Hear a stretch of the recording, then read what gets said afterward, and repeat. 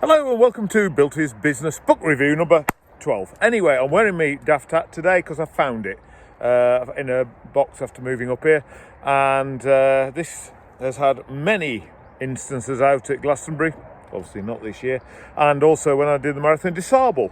It was a constant companion, of which I have got some fabulous pictures. Anyway, there you go. Today it's all about black swans. It's a book by Nassim Taleb called The Black Swan, and the black swan relates to when Captain Cook went to Australia. Obviously everybody had only ever seen white swans, and then they went over there and they saw a black swan, and they were like, this is bonkers, how can this happen? If every other swan you've ever seen is white, and then you see a black one, you go like, really? And it's these unexplained events that are incredibly common. We're living through one now that people are unexpected. And Nassim is a quantitative analyst, so he's a numbers person, and I'm very much not. But the way he writes it is really, really good, really, really enjoyable. And he's talking about statistical analysis and the kind of stuff that we all get blindsided by.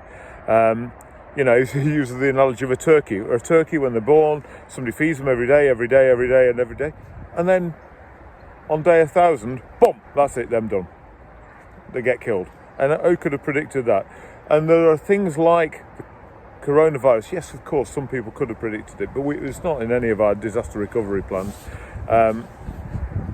And there's a huge amount of competitive advantage and opportunity by seeking out the unknown. And this is what this book's about, saying the unknown is actually quite a verdant area to go to. And I'll just read the kind of things that is a blindness. As a business person, we have blindness, and it's all down to us not understanding really an awful lot about the chance of unexplained things happening.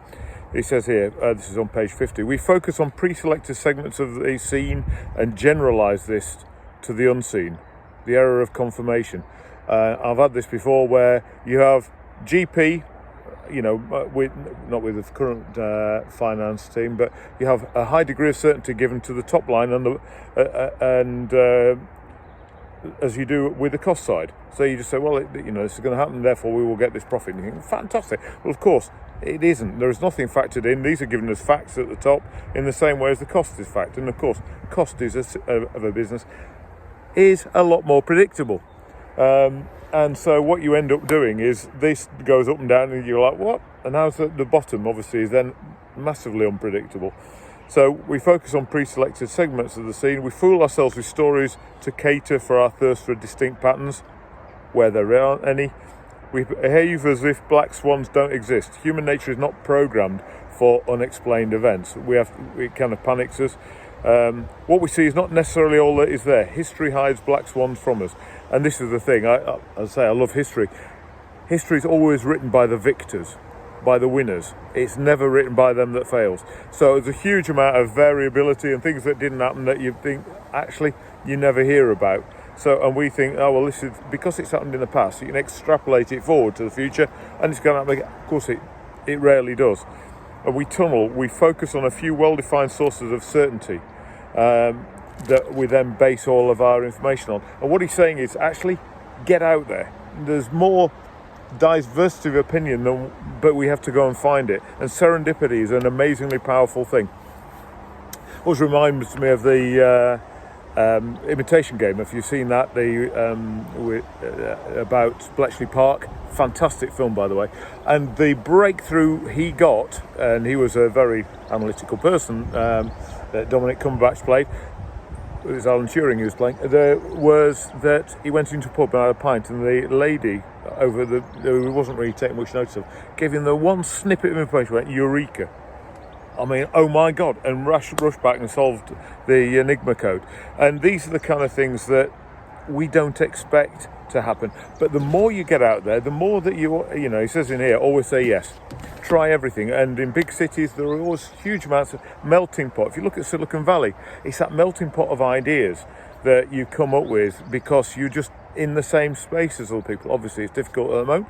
Although today, I was on a couple of things. One, when I was writing down my narrative notes on this, a guy who I know in the plastics industry rang me up and was just saying to me how it all died in one market sector that it was in.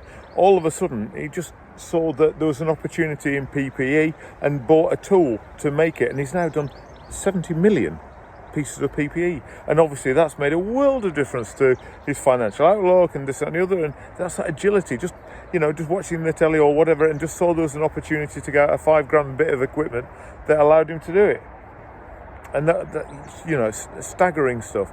And these are the kind of things. I had a Skype today or Zoom, and talking about an opportunity that somebody had, and I said, can you just put me in touch? And somebody else has come up with something. I'd never met them before other than on this Skype. So by putting yourself out there, you give yourself more chance to not only mitigate against negative black swans, but make the positive black swans, those kind of, I don't know, those things that you can't predict. Look at penicillin.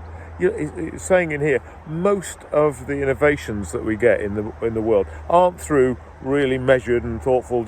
It's just serendipity, weird combinations of things. So the more you're open to these things, the more opportunity you've got to do this. And so, networking, going out there, reading, talking about how to be erudite and read a lot, and of a range of different subject matter areas. Maybe science fiction, maybe the nature. I'm reading a book at the moment on the rewilding, which I'm doing, and the lessons we can learn from nature, because nature is a very, it's a billion-year-old infrastructure and network of serendipitous things that happen. There's a huge amount of lessons from there.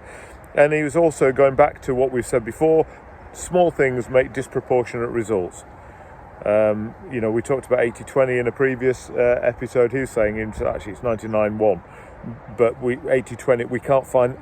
We don't think in those ways, so we do 80-20 as a kind of thing. He says averages hurt. This bell-shaped curve that we expect everything to work by, it rarely happens like that, but it gives us comfort. But don't believe in this kind of thing. And look at economists; they're generally pretty bollocks at predicting what's going to happen. I always remember listening. I listened to Wake Up to Money in the mornings, 5 until 6, give or take, on Radio 5 Live. And I was driving in. There's one guy who's an expert, and whenever you hear experts, you always like alarm bells ring. He was talking about the oil price. He said, I can't ever see the oil price going under $100 per barrel. I mean, last week it was negative for the first time ever. These are the kind of things that experts have they really have a defined overburdened self-belief of them. And he says, always beware of people with ties with the word expert after them. Ignore them, because they actually give you a false sense of security and certainty, when in reality they don't know any more than you do. So it's that correlation between experiential stuff, going out and doing the unknown, that you're unknown, to mitigate against the unknown that will happen. And one thing we do know is the world is ever less predictable. Look at us sitting at home, not knowing what the next 5 o'clock announcement is going to say. And so reading a book like Black Swan, which is all about the unexpected, it's pretty useful insurance policy for your future career or if you lead a business, your future business performance. So strongly recommend it. Have a fantastic day, and I'll put my little hat back in its pot until Glastonbury comes in 2021. Anyway, take care of yourselves. See you soon. Bye.